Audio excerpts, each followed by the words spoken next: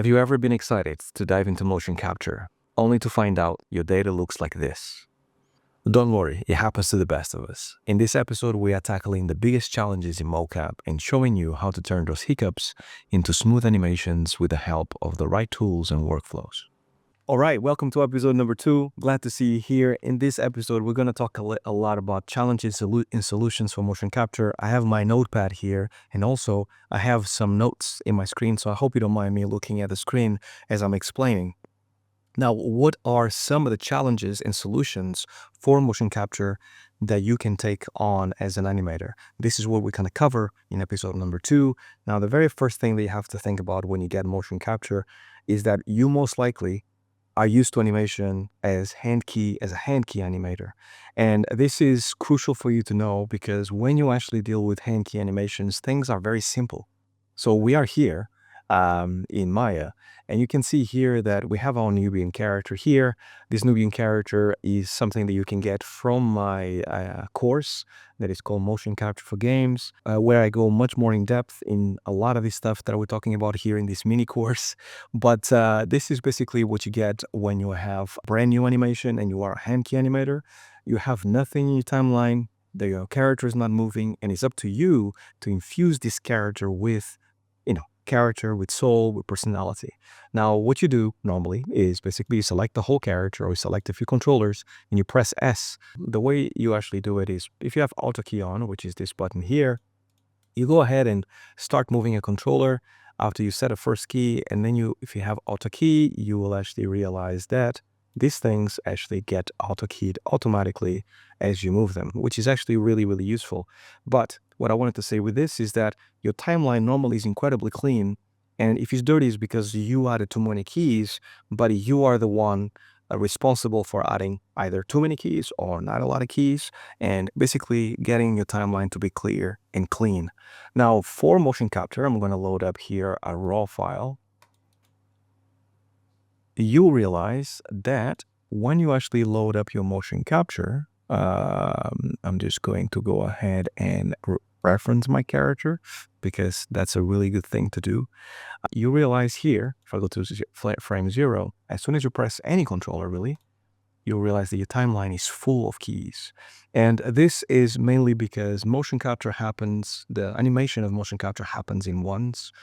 So every single frame has a key, and this is to do with the fact that your motion capture needs to be as naturalistic as possible.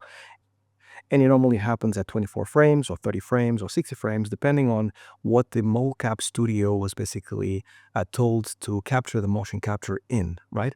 So this is how you have to deal with motion capture. And what happens a lot of the time is that if you look at your graph editor, if you zoom in any of your tangents, you realize that they are incredibly dense, right? And to me, at least, when I was a hand key animator, or still am, but when I made that transition, I realized that it was confusing my brain to see so many keys. So because you have so many keys, part of the challenge here is that a lot of the time your keys might actually be skewed and might actually look slightly weird, and it might basically confuse you even further if you start basically like, I'm just going to go here. Sometimes your data looks like this. If I grab these tangents right here, right, and I move them, sometimes your data looks like that. And there's a lot of that going on. So instead of actually being flat as you should be, so you should be like this, your tangents might actually start looking slightly odd. So you get this kind of stuff in between keys, which adds a lot of noise to your animations. Now, this is something that you have to deal with as an animator. And another thing that you actually have to think about, and this is outside of Maya, is hardware constraints. So the hardware constraints are a lot to do with your MoCap setup, or how you set up your motion capture to be captured, or what you have used in order to capture your motion capture. Now, the biggest thing and the best thing and the most expensive thing that you can use out there to capture motion capture is normally going into a motion capture studio. So there's specialists out there, many companies out there that are really, really good and invest a lot of money in renting a space that is absolutely massive normally, or as big as the space as possible. And then they actually buy lots of cameras, and normally the top company out there is Bicon. There's a few more companies, but the idea being that the more space you have and the more cameras you have as you're capturing something with one actor, normally the more accurate that data is. Now, this is not true all the time because you can have a lot of space and have only a few cameras, and therefore you get not a lot of accuracy. Or you might have lots of cameras, but then lots of actors, and then therefore the cameras are kind of guessing and you get lots of noise as well, right? Then there's actually the stuff that indie developers use or single developers use, which is no motion capture suits. So here you have normally two options that are really known, Rococo, and then you also have Accents. And both of these suits are really good for the indie developer. You just suit up, and then they're normally inertia based, meaning that as soon as you move, it actually captures your movements and then gets your data. However, they are not nearly as precise as the motion capture systems that exist on a volume on a company that you spend hundreds of thousands of dollars in. So you have to weigh pros and cons, but just know that it can be tricky because you need to adapt as an animator. Now, the other thing that you have to think about when it comes to challenges for motion capture is blending, animation blending, because a lot of the time you have two clips, they have to blend into one. So let's say you have a run that goes into a jump, and you need to make sure that that run finishes in a specific frame that then needs to go into a jump, right? So blending those two clips needs to be as seamless as possible. So when you integrate it in game, it needs to look as good as possible. Now, this goes into planning, which we don't have time to go into in this mini course. But a lot of it is to do with how you actually capture your motion capture initially. So when you have it planned correctly, just like everything else, including video making, you actually have, the better you plan it, the better results you get when you actually are cleaning up your motion capture. Now, the last thing is file compatibility. Now, each studio and each software and each thing has different files and they spit out different files. You have to be very careful with kind of files you actually are asking, which kind of files are you ingesting in the software that you decide to use. Now, the most generic, the most used file format out there when it comes to motion capture is a file called FBX. I highly suggest you guys use that one because it's the one that is universal and you can use a bunch of different software, including Unreal, including Maya, including Motion Builder, that allows you to basically use this FBX data, motion capture data, animation data, and then do things with it, right? Now, having said all that, I need to show you guys a few different options that you have when it comes to importing motion capture into your favorite software. Now, we are here with Autodesk for a reason. I'm a big fan of their software. I've been using their software for so many years. And the two pieces of software that are most used to either visualize motion capture or edit motion capture is normally Motion Builder and Maya. Motion Builder is definitely a software that has been used very, very heavily for motion capture because it can actually solve a bunch of different characters in one piece of software. It does a lot of heavy lifting. So let's say you have a cutscene with 20 different characters all interacting with each other, all with MoCap, and they need to actually interact with each other and all these other things. Motion Builder is definitely the software for you because you can actually do so much more with it. So when it comes to cinematics, when it comes to film, Motion Builder is incredible, really, really powerful. But the software that I've used for the most part is Maya. And the reason why is because normally in games, you have to deal with one character, maybe two or three characters most. And even in cinematics, the things normally get broken down into like 3 or 4 characters most. So I enjoy working with Maya. And what I'm going to show you here is going to be a Maya. And the other thing that I have to say about Autodesk Maya is that because it has an open backend, you can code a bunch of different plugins into Maya that you can then use. Now, something to be said here is that most AAA studios out there that do the biggest games out there, they all have their own plugins and their own pipeline specific for Maya in order to facilitate the animators and whoever's working on this data to do a better job, a easier job. And this could be something like super simple tools like exporters, like as soon as you finish an animation and you need to export it into game, you need an exporter that actually takes into account all the bones that you need in Unreal and how can you actually go about that. But then it can be as complex as having a whole pipeline that actually allows you to have all the animation tooling, all the tech animation, meaning rigging, tooling as well. And then the more years it goes by, the more the studios have a tendency to have a bigger and bigger pipeline. So what I like to do when I'm here as an indie developer, and for us at Proxima, my game studio, we also do this as well, is use something that most studios out there actually use a plugin that is very powerful for MoCap that most studios use called Red9. And this Red9 comes from a games developer that worked in AAA to us, all of us people that want to do indie games. And you'll see in a second why this plugin for Maya is so useful, because it allows you to have lots and lots of different use case scenarios specifically for motion capture, specifically for dense data. So, because what happens is with the tooling for motion capture is very specific, because normally you have to know and have really amazing talent in terms of engineering behind the scenes doing a lot of coding, because the more key dense your animations are, the more you have the tendency to have tools and plugins that are really slow at dealing with all that, right? So what Red9 does in this specific case is make everything fast all the time. So I'm going to show you here, Red9 looks very much like this. And I have the Pro Pack here, and they have a bunch of different tools. I won't go into all of them. I'll touch in a few, but I highly recommend it for motion capture if you actually are used to it or you want to actually get into it. Yeah, it's really, really cool. Now, before we go into that, I want to show you an example of what raw motion capture looks like a little bit more in detail. So we just captured this clip here, and I directed this bit as well. And what happened was that I actually went into a MoCap studio and I directed the actor, the MoCap actor, to do a bunch of different movements. Now you can probably see here, let me just look at. Okay, so here you can see an example of what a mocap shoot might be. And then this is basically me directing a motion capture actor. In this case, we have Eric Jacobus. Shout out to Eric Jacobus, amazing motion capture actor. And I'm basically telling him what is necessary. So I prepped him. I told him, this is how you idle. This is how you run. And here's the characters like psyche, ideas, personality and stuff. And then he went ahead and basically got ready. We actually got shooting. And you can see that he's idling for a bit, and then he is basically running, right? And the character is heavy. This is why he's wearing a heavy vest as well. And he actually, he's a big guy, right? So he needs to do different directions and have a lot of stamina as you actually are performing the motion capture. So we go through this, a lot of time passes. We spend a whole day capturing this mocap, different movement sets, idle, pistol, rifle, all kinds of stuff.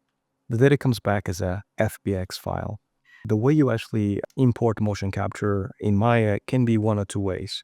So you can use the Maya HIK, which basically looks like this, right? And is basically you characterize a character from the FBX data that you have on your left to then have your final rig, and then you kind of match one to one, and eventually you actually get the data from one to the other. It's exactly the same thing that you get when you actually do the same thing in Motion Builder in order to characterize a character. Now, for me, I actually like to use Red9 tools, mainly because they make it much easier, because I can just pick up on the FBX file, and then I can pick up on the rig, which is a binder rig, which is like intermediate from the FBX to the final rig, and then basically bind the two into one.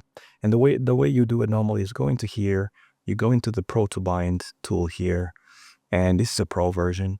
And then you basically tell it what is your binder. Every rig that is made with Red9 has two files. One is a pub, PUB, which is basically a final file that you can animate, the ones that I just showed you before. And then you have a BND, which is a binder that you use for importing mocap. So here I just selected my character with a BND file. And then here I just have to select the FBX file that I want to import. And then the final result basically becomes like the animation on the rig, right? Is baked in and ready to go. Now, once you actually go through all that, and I won't go into many details, once again, there's more information about this, exactly how to do it in my course. But once you have all the information, this is basically what you see. You see a final rig here with all the data that basically allows you to basically edit the data, which is really, really cool, right? So, and it's amazing. Like, this is super easy to do it. So now that we know that this is kind of how it works and how I do it, at least, and the reason why I do it this way is because when you are working in AAA games, you need speed And you want to make sure that you can just quickly go and check an FBX file, an animation here and there.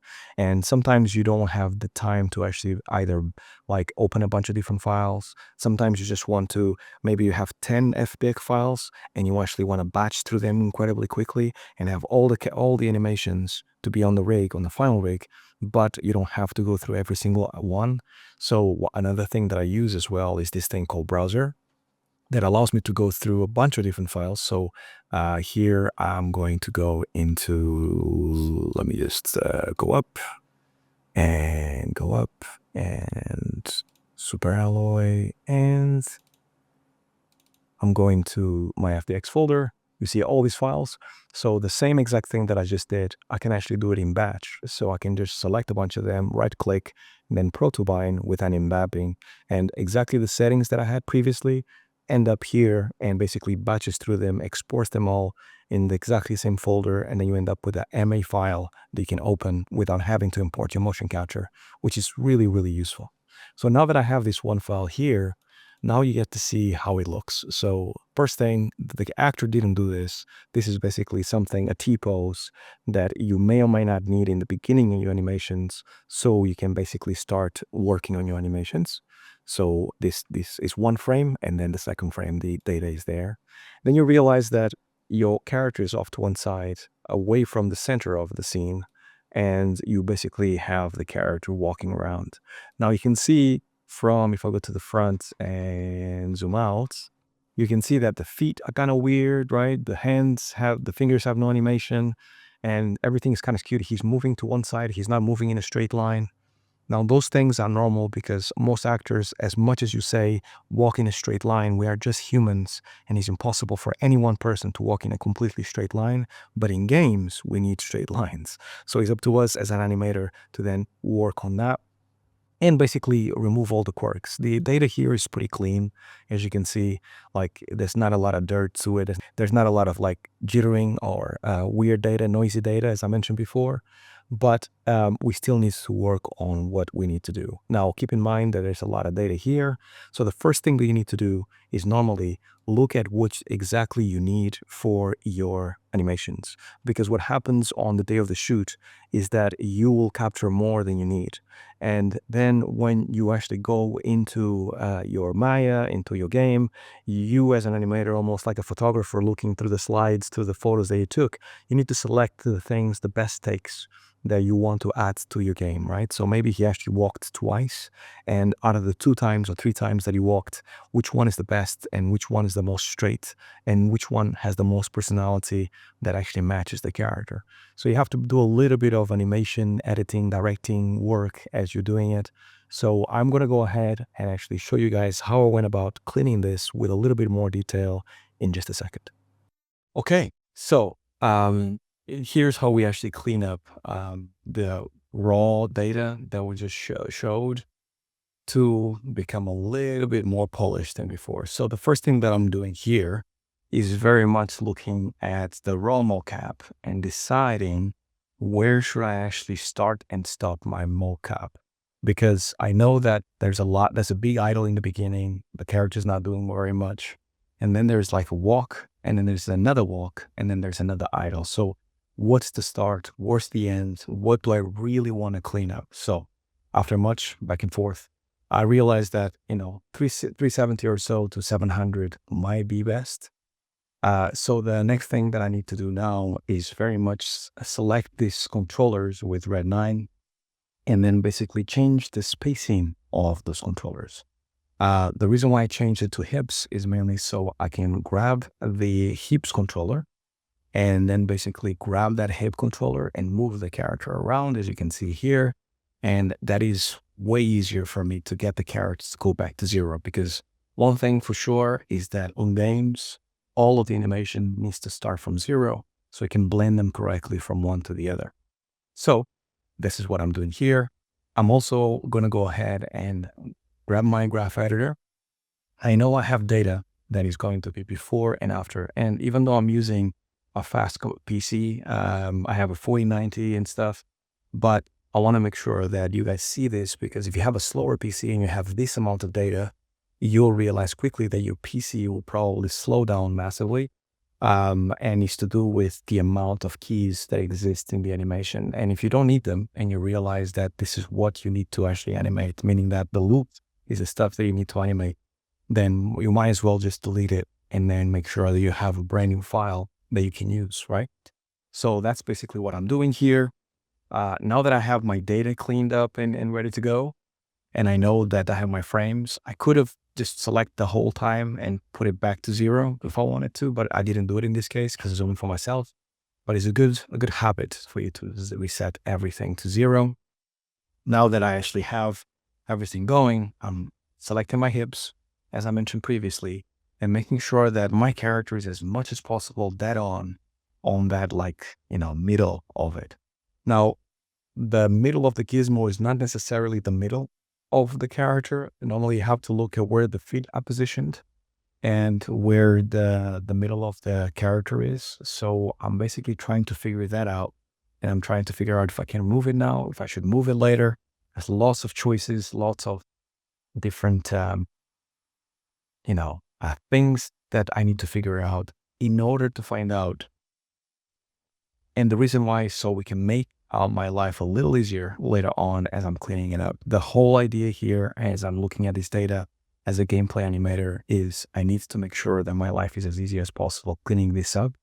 And the reason why is because I need to make sure that this data is out the door on time and people understand that I can make things very fast, but at a high quality. So now I'm actually selecting this root controller and putting it under the character because this is going to be what's going to determine in-game what the character is doing. So every character in the game has a capsule, and the game doesn't really see the animations. They just know what the capsule position of the character is. And that little triangle is very much where like that capsule is going to reside. If you don't animate this triangle, you end up with no animation in game because the animation itself doesn't mean anything to the game. So you want to make sure that that triangle, the root controller, is always following the character no matter what the character is doing. Now everything is set up. Now everything's at 0. I realize that this is exactly as much 0 as I can put it. So I've done my changes. I collapsed my data and merged my layers. And the reason why I merged my layers is because I want to start fresh. Remember, motion capture always has a bunch of different data. And because it has so much data, it really doesn't matter when you actually break it down to have keys all over because you already have keys all over. So you're just adding to the motion capture. And so far, I haven't really tweaked any animations, which means that I can go ahead and do that. Now, one of the things that I just did there was it was basically reverting my parent space for both hands and feet. So now both hands and feet are in world space or main controller space. And then the hips are very much loose, which means that if I move my hips, I won't move my arms. And if I move my hips, I won't move my feet. And it's exactly how I want it to be. So the character is as it was before, but now it's 0. And it's exactly how I want it to be. Now that we got that sorted, now we're cleaning, now we're good. Now we can basically go ahead and start kind of like working on animation magic. So this is what we're doing here. I'm trying to figure out exactly how straight the character is. Going back to that idea that no character can be 100% straight. Here I can see that the actor, even though I asked him to be straight, he veered off to the left. So I know that in game I cannot do that. The character needs to be true north, 100% straight, and needs to walk in a straight line. So how can I actually get the character to be straight? So now I'm actually finding out exactly how I can do that. The best tool that I have for you guys to use is definitely the animation redirect. So here I'm selecting the animation redirector, which is another Red 9 tool that once again will make our motion capture animation cleaning up much easier. So this is a 1, 2, 3 kind of tool. It's incredibly powerful, but made to be super simple. And the only thing you do is basically select one controller in your character. And then once you select that controller, it's automatically selected because it's a Red 9 puppet. Then leave the settings as default. Build raw guides. What this will do is actually build a guide to the motion of the character. So you can see here. And also give you the start and end of the animation. And then you have to sync animation cloud cache. And this basically allows you to tweak the data within those 2 points as you are actually kind of like tweaking it. And now that I actually have it all set up, I can make it live. And now that it's live, all the tweaks that I make to those little dots on the floor will affect the character directly. So I'm going to start by kind of querying some of these dots to see exactly how I'm going to go about it. I realized there is 2 dots here that I'm querying. Why are they together? Well, it turns out the character is actually still on the same place, and therefore I created 2 side by side, but they are basically the same thing. But these ones will change my pathing of the character. So with this tool, what it does is basically changing the pathing of your animation. And you can use it to make the character like go in circles, whatever you want to do within reason. But for small tweaks like this is perfect because it means that your feet don't slide very much. The more you actually tweak it, the more you make it different from the regular animation, the more you're going to have to start cleaning your feet because it will start sliding, and your timing and spacing might change ever so slightly as well. So I recommend this tool a lot whenever you have to make a small change like this, or when you have to make a massive change. It's not magical like every single tool. It's not a magic bullet. So here I'm basically changing those little clusters, those guides to basically make the character as straight as possible. The beauty of this tool as well is because it's live, it means that at any one point, I can basically press play and I can see my character walking in a straight line or walking through that path that I set, including the changes as well.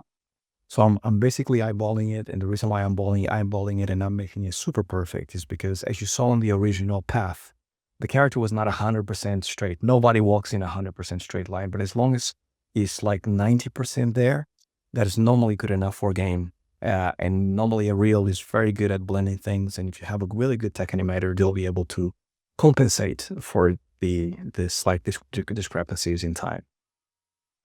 Okay, so I'm happy with that. The character is not walking straight, as you can see.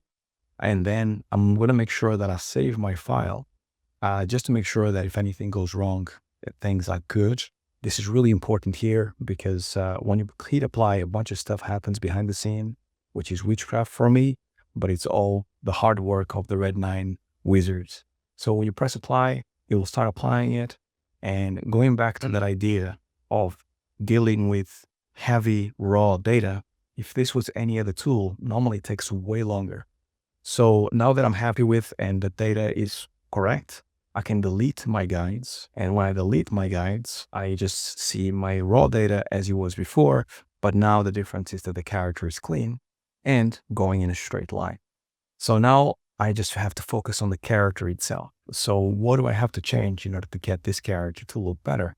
So I'm creating the hips and making sure that, things are kind of like looking good. One of the things that you can do here, which I didn't, is grab a pose of what the idle pose is for you to basically add to the beginning and ends of your animation. Because most games, you start by setting an idle pose to your character that is going to be the rifle idle pose or the pistol idle pose or whatever weapon you have. Normally you have a pose library that you share with others, and you start slapping that idle pose everywhere in all the animations that are respectively connected with this idle pose. So on here, you would have a rifle idle pose, and then you would start kind of like adding this right at the beginning as you clean up. You put your idle pose here, put it in the end, make sure it blends correctly, and then you start really tweaking things further. But on this one, I didn't really set any idle pose. I'm just kind of like trying to find out if the character like aim is kind of true. Do I have to change the hands? How do I have to change the hands? And I realized that what I need to do really is put the rifle in his hand in order to make sure that I can basically start aiming the weapon properly. Now, as you can see here, these rigs are incredibly powerful, and I can just change the parenting to be on his hand. He snaps correctly to the bone of the hand. And now I know that I need to start rotating this weapon so it starts to aim properly and aim forward, right? So I'm eyeballing at this point, but in a second now, I will actually change to the front view so I can basically start like, aiming it properly, both beginning and end.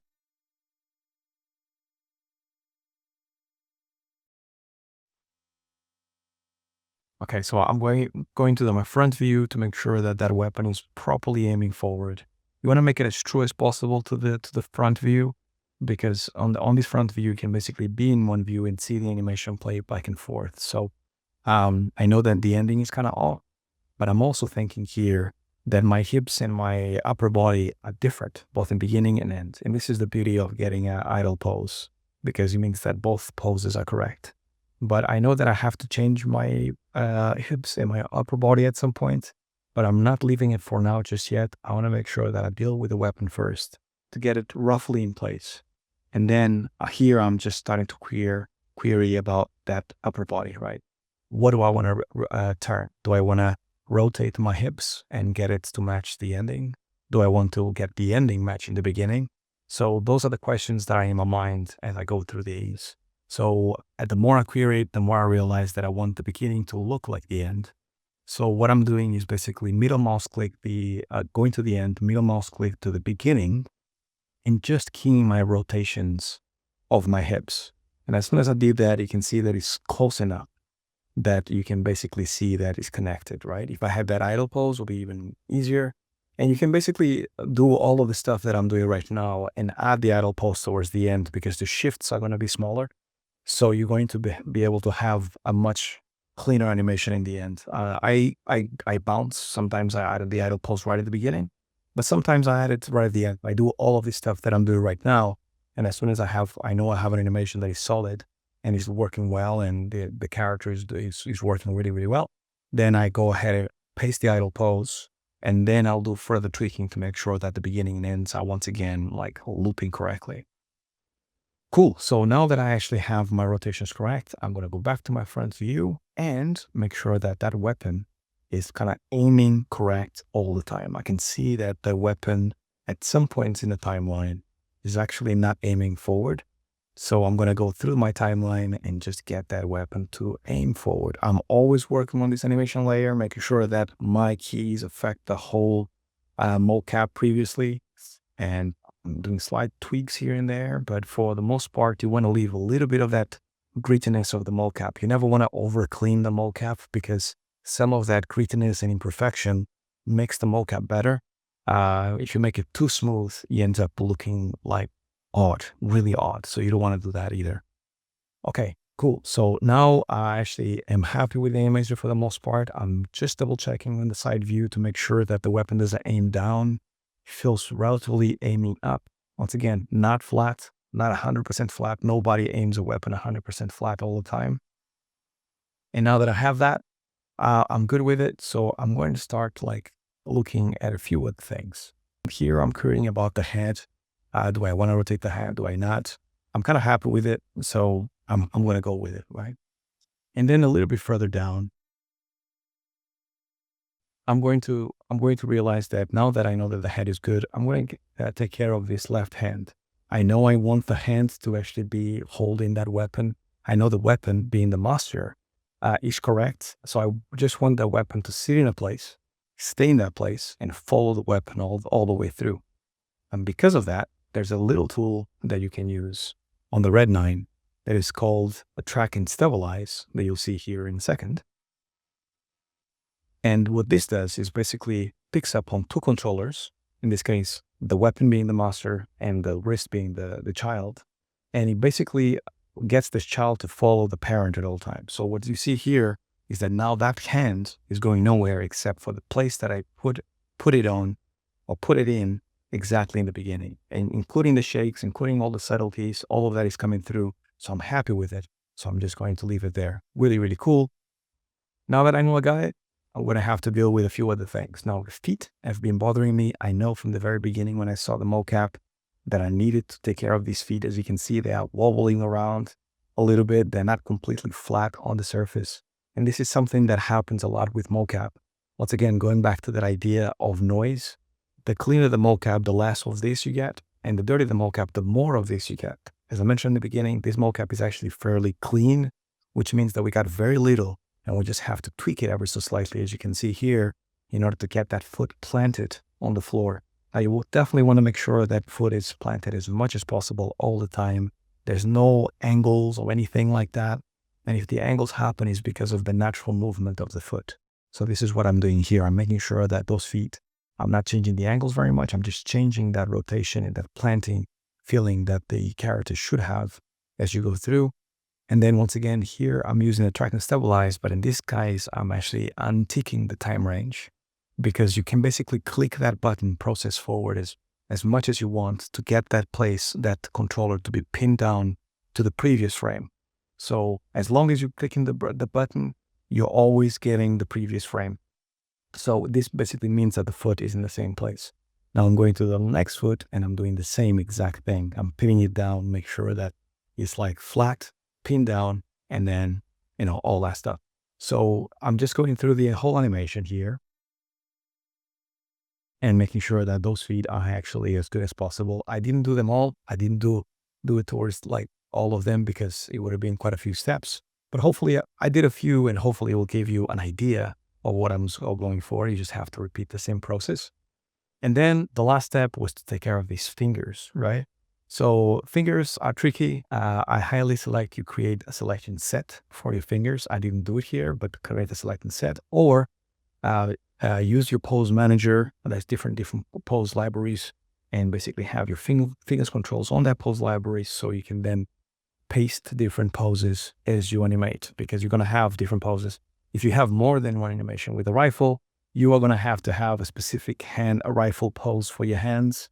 So instead of actually having to redo that rifle pose all the time, you can just paste it. So what I'm doing here is basically pasting that pose here. So I tried first, and I realized that I had the hierarchy on, which I don't need. That means that I'm pasting everything. I just want the fingers. So on this pose specifically. So I go ahead and just load the pose with this controller selected. And then this gives me basically a fist. And with this fist selected, you can just basically get your poses to be a specific place. Now, I didn't have a specific pose for the rifle yet, which means that I had to kind of like uncurl these fingers from a fist. This is what I had before, to actually be holding that weapon properly in a way that I was happy with. Now, fingers are super important. Nobody's going to zoom in on your fingers in games, but I do think it's one of those little details that you need in order to make your animations look as cool as possible. Because for anybody that is actually frame peeping and making sure that they go every single frame and they look at your animations very, very carefully, they will see that you actually put a lot of love into them, right? So I'm actually going through it, putting the fingers, getting the fingers to be in a good position, giving this handle. I always like to kind of like get my finger off the trigger. Mainly because this is where you're going to see the most. Whenever you fire, you normally fire and then go back off the trigger. This is what professionals do, I was told. So I like to leave the finger off the trigger. And then on this other hand, this is normally the most expressive hand, the one that needs to actually hold the rifle like a little bit more in a nice way. I like Nubian's fingers a lot. They're very expressive, even though they're just textures. So I'm trying to get like those curls on that finger to kind of like look good, making sure that it's not just straight, that you can have like little curls, like this kind of stuff as you are grabbing those objects, right? Because it's never like 100% straight whenever you grab an object. There's always a little bit of flex on the fingers. So I'm trying to get that flex on those fingers. And then I kind of have something solid, so I like it. And then I select everything, create everything, key everything. And you can definitely select, save this pose to make sure that is your idle pose, or save your fingers to make sure you have your fingers, and then you can use it in the future. But this pretty much does it. There's a few more work that I would have to do on the feet, making sure that I actually have my pose, my idle pose working here. But either way, I think this is good enough, which then allows me to basically get all the controls off, press play one last time, and then witness the work that you've done, right? So now you see that the character is walking around like a badass in a straight line, looking at the rifle and looking down the barrel of the rifle and looking like a badass. So I hope you enjoyed it. Obviously, you can always polish things more. It's up to your lead, your director, to tell you when to stop things. But, hopefully you can start to see exactly where we're going with this MoCap cleanup, because after that, it will be just a simple question of splitting that loop, that out of, into animations that you can export. The exporting process is very important, but definitely there's tools out there that allow you to have one Maya scene with different export settings, meaning that you can select your time range and then export just that time range to make sure that you have, out of one Maya scene, you have multiple animations coming out ready to go to engine. Now, something else that I need to talk about is how do you overcome hardware and budget limitations? I talked about the problems that we had in MoCap. Now, one of the big misconceptions of motion capture is that you need incredibly expensive hardware, and this is more true now than ever. So if you are an indie developer like ourselves at Proxima, or if you're actually just working for yourself, I highly advise you for you not to actually invest in anything really, and just use one of those mobile phone apps that you can basically record yourself, or webcam apps. You can record yourself making some moves and then clean up your data after the fact. But remember, the better animator you are, the better your mocap is going to be in the end. So no matter how dirty your mocap is, if you have a really good animator in your roster, your mocap will be amazing. It will just take more time. I remember years ago, we actually had the Microsoft Kinect, and everybody thought, oh, no, there's no need for mocap anymore because now we have these cameras that are super high resolution. And we tried it a bunch. And the result of that was actually incredibly dirty data. And to my surprise, we still managed to actually clean it up and make it useful. It wasn't like, like it took a lot of time for us to actually get it to be useful, but we cleaned it up because we knew how to hand key these things, so we can use that data to clean up. However, it gets to a point that the data is so dirty that you might as well just hand key the whole thing yourself. So keep those things in mind, but it depends really on your budget. If you actually have enough to actually afford a suit that normally costs anywhere between 2,000 to $10,000 or so, then invest in that, and that will make you a little bit better, give you much better data, cleaner data. It will save you time, and it means that you have more animation data for you to work in your game. And then lastly, if you have a big budget, now you have a publisher, now you have some money, maybe you actually can actually use some of that money that the investor gave you or the publisher gave you, so you can basically go to a mocap studio and then capture that mocap for your game. Now, the name of the game here is definitely quantity. Games need a whole lot of animations in order to actually look as good as possible. So this is why mocap becomes a really useful tool for you to have as much data as possible, so you can put it in game as fast as possible. But bear in mind that the game animations can only look as good as the raw data, which is the things that the animators, the animation team cleaned up.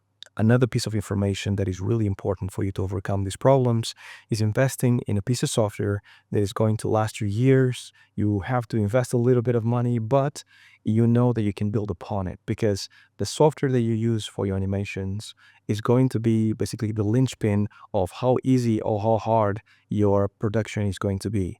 And the reason why I use my Motion Builder is mainly because I have used it in like massive AAA studios, and they always deliver. And if there's something missing, you can always program something around it in order to basically give you what you need. And every game is different, and therefore you will have different things that you need. So having an open-ended software like Maya allows you to develop those tools that perhaps wouldn't be there if the software was closed. So that is basically what I would advise for anybody. But it does solve a bunch of different problems, especially as the team expands, especially as the game gets bigger, especially as you need to do more things with the software. You kind of have to have something that is test and trial for many, many years, and Maya Motion Builder are definitely that for you.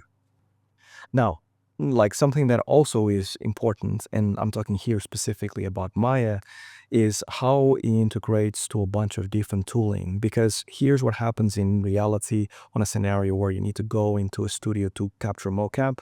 They will use Motion Builder to visualize characters moving around the floor, the volume. And then they will also use Maya or Motion Builder as your final software to export your animations, so they can give it to you back to your studio so you can clean it up. So the pipeline that you have both internally in the studio when you're actually creating the animations, but also externally for different studios that you need to work with, it kind of needs to be seamless, right? And because everybody uses Maya, it becomes much easier. It's almost like anybody out there that is into photography or video making, you know that if you actually go Sony or Canon, you're in safe hands because there's a whole ecosystem that supports you. But if you go to any other brand, it's great and they have really amazing cameras, but you might actually be missing some lenses, you might actually be missing some formats, and it becomes a little bit more complicated, especially the more you use it, and it gets to a point that you just want to change in order to make your life easier. And here, the name of the game is definitely about making your life easier because you spend so much effort cleaning up these animations, exporting these animations, capturing them, putting in game. The software should be the easiest bit for you to actually have to deal with. If the software becomes a barrier, then you're actually working twice as hard to do as much as the AAA studios of the world, right? So just to close it up on this second episode, I want to give you a little bit of like practical experience that I had when it comes to working on specific softwares and then basically finding out later on that we're not really working with the software that you should be working, and we had to learn the hard way. Two things that studios don't want to change as much is the engine that you're using and also the software they use and the software package that you're using. There is such a thing as whenever you start a project on a specific package or engine version, you normally have a tendency when you go into full production to stay in that package. And the reason why is because let's say you are animating using your Unreal Engine 5.1, and now you decided to go into full production. Changing it into 5.4, 5.5, whatever, even though it gives you more tooling, it means that you might destabilize what's there already, and a lot of things might break. Maybe, I don't know, something to do with lumen. Maybe now you have to rework the whole light. And therefore, you need to basically get to spend more time than you actually thought otherwise to make the game. So you normally have a tendency to just lock it in, let's work on 5.1, and then for the next 2 years, it's going to be this, and let's lock it in. It's the same thing with software. You need to kind of lock it in order to make sure that this is the software that we're going to use overall, not only for animation, but for others. And this is basically, we've decided on this. We like the pipeline. We streamline the pipeline to a certain point. Therefore, we're going to use it. Now, I had a couple of examples of studios actually changing engines and changing software halfway through, and it becomes so complicated to actually do this. And it's always because you have to learn another set of tools while you're making the game. And for anybody that is not used to software, it sounds easy. Obviously, it's just a piece of software. Both things do 3D. What's the problem? Well, the problem normally is that most animators, most artists, most engineers, they have a specific software that they're used to, and they are the de facto of the industry. And I had companies where they had tried to go to another software that was not Maya or Motion Builder. And what ended up happening is that we got to this inflection point where we realized that most animators in the industry that we wanted to hire were not familiar with the software we were going to use. And on top of that, the animators that said yes and they would join us, they would spend a good 6 months to a year just to get used to the software and get prolific in the software like they used to be in the previous software. So the studio got to the conclusion that it will be much easier to change the software so we can get the right people going straight away. And also, it actually allowed for us to expand our capabilities because now we have a software that is much more flexible. Therefore, we can do so many more things than we thought it was possible.